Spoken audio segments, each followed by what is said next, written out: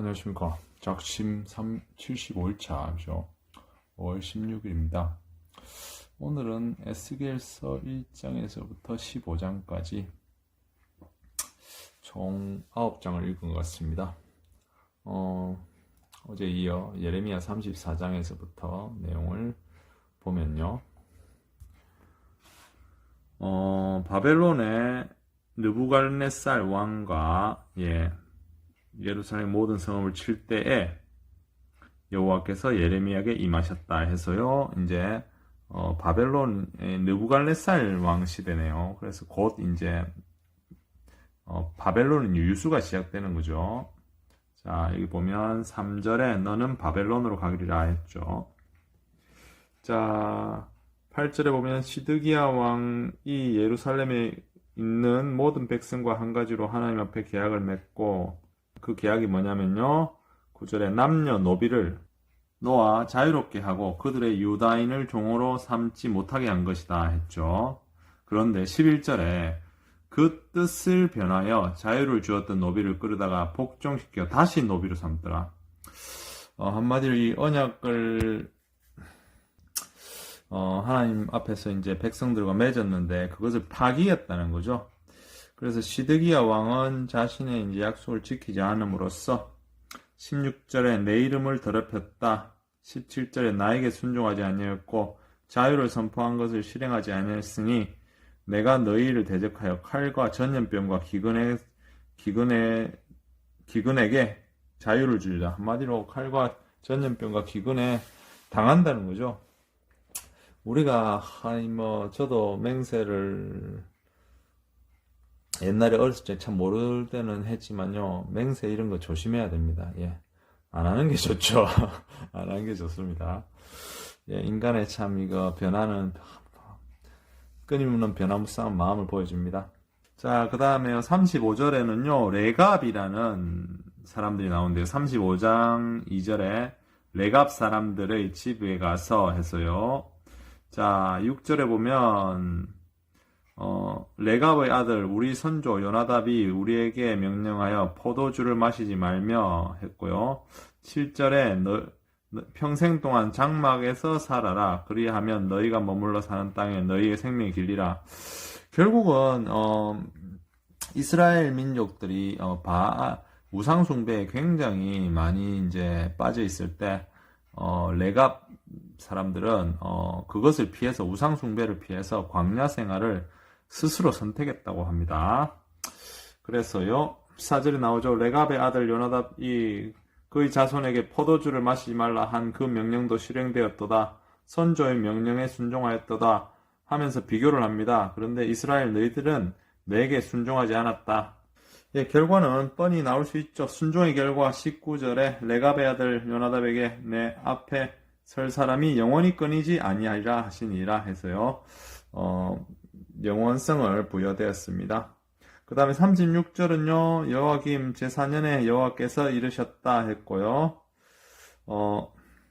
예레미야 서가 쓰여진 누가 썼는가에 대해서 여기 힌트가 나오는데요. 4절에 예레미야가 데리야 아들 바룩을 부름에 바룩이 예레미야가 불러주는 대로 모든 말씀을 두루마리 책에 기록했다는 거죠. 그리고 나서 그것을 6절에 모든 성읍에서 온 자들에게 귀에 낭독하라 했습니다.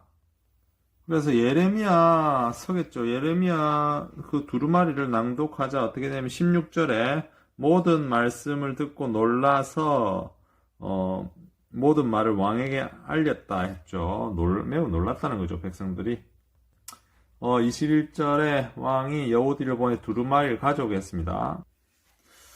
그리고 23절에 왕이 칼로 그것을 연하에 베어 화로에 불을 던져 두루마리를 모두 태웠더라 했고요. 그리고 26절에 선지자 예레미야를 잡으라 하였다 했죠. 그러나 하나님께서 그들을 숨기셨더라. 아마 예레미야와 바룩을 숨기셨다는 거죠.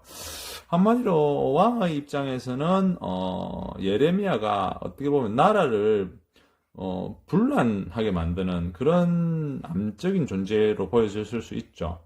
그래서 그 예레미야와 바룩을 사로잡으려고 했고요. 그리고 나서 예레미야가 쓴 글을 없애버렸습니다.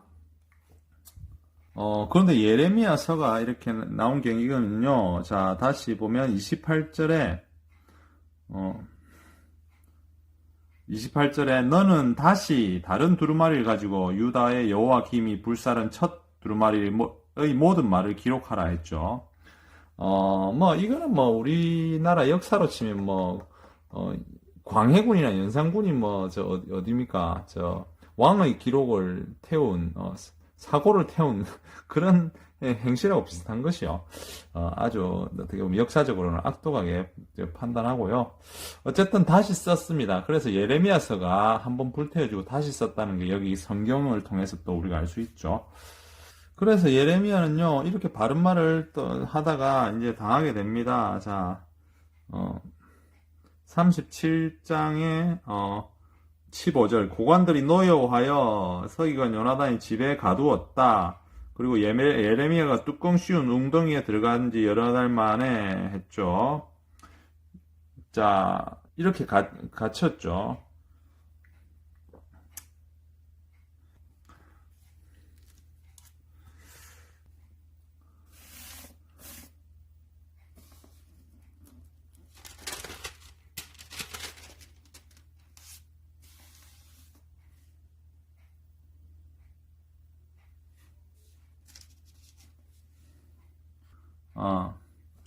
어, 20절에, 왕이여, 이제 청하건대, 해서요, 요나단 집으로 돌려보내지 마옵소서. 감옥으로 돌려보내지 말라는 거죠. 죽을까 두려워하나이다. 왕이 명령하여서 매일 떡 한 개를 그에게 주게 하고 감옥들에 머물게 하여 다시 가두고 떡을 한 개만 주라는 거죠. 그렇죠. 아주 악독하죠. 필요하면은 물어보고 마음에 안 든다고 정말 진실을 말하면 가다서 다시 주기로 합니다. 예레미야는 상당히 인간적으로 힘든 힘들다는 것을 알 수가 있죠. 자, 예레미야의 고초가 또 있습니다. 6절에 예레미야를 끌어다가 뜰에 있는 왕의 말기야의 구덩이에 던져 넣어 예레미야를 줄에 달아 내렸다는 거죠. 예레미야가 진창 속에 빠졌더라. 한마디로 우리 진흙더미의 그 안 속에 살았겠죠. 그래서 아마 화장실도 없었을 거니까 똥하고 소변하고 같이 그게 진창 속에 있었겠죠. 아주 그 죽음이 코앞에 있는 아주 힘든 상황이 됩니다. 예레미야는.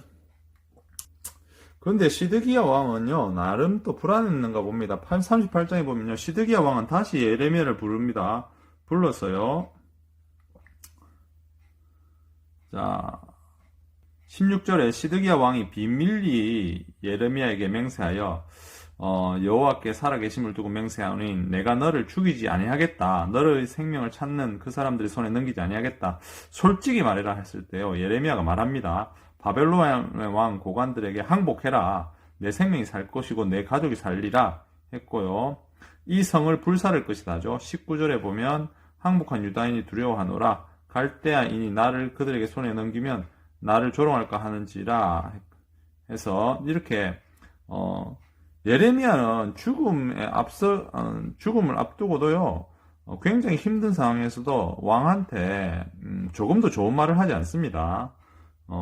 항복을 거절하면 여호와의 말씀대로 될 것이다. 모든 여자가 22절에 모든 여자가 바벨론에 끌려갈 것이다 했고요. 아내와 자녀들은 갈대아인에게 끌려가겠다.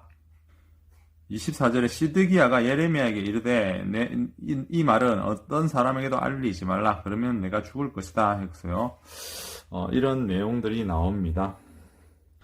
그렇게 해서요. 아마도 이 시드기야 왕이 비밀리에 이제 예레미야에게 물어봤다는 것은 아마도 복잡한 정치적인 상황이 있었던 것 같습니다. 그래서 시드기야가 자기의 국가와 그리고 자기 자신과 가족이 가장 걱정되었겠죠. 그런데 예레미야를 통해서 굉장히 지금 위태롭다는 것을 듣고 비밀리에 붙여라 했으니까 뭔가 정치적으로 복잡한 면이 있었을 거고요. 어쨌든 바벨론에 잡혀가고요. 40절에는요. 오히려 예레미야에겐 도움이 됩니다. 그 상황이. 자, 여기서 40절에 보면요. 예레미야도 잡혀서 바벨론으로 옮기던 중 사슬로 결박되어 가다가 풀려난 후 여호와께로부터 말씀이다 했고요. 바벨론의 사령관이죠. 느부사라단이요. 자, 4절에 보면 내 손의 사슬을 풀어 너를 풀어주려니 바벨론 가는 것을 좋게 여기거든 가자. 내가 잘해주게 선대하리라. 잘해줄 것이다. 좋지 가고 싶지 않거든. 그만두라. 그래서요 예레미야가 5절에 보면 그 사령관이 그에게 양식과 선물을 주어 보내고 예레미야가 미스바로 가서 아이감의 아들 그라다에게 가서 그 땅에 남아 있는 백성 가운데 그와 함께 사니라 해서요. 예레미야는요 바벨론에 이제 잡혀가다가 이제 미스바에 남게 됩니다. 그러면서 대우를 굉장히 좋게 받습니다. 오히려 남유다 백성들은 잡혀가서 고충을 당하지만 예레미야는 오히려 대접을 받는 그런 좀 아이러니한 상황이 됩니다. 예. 그래서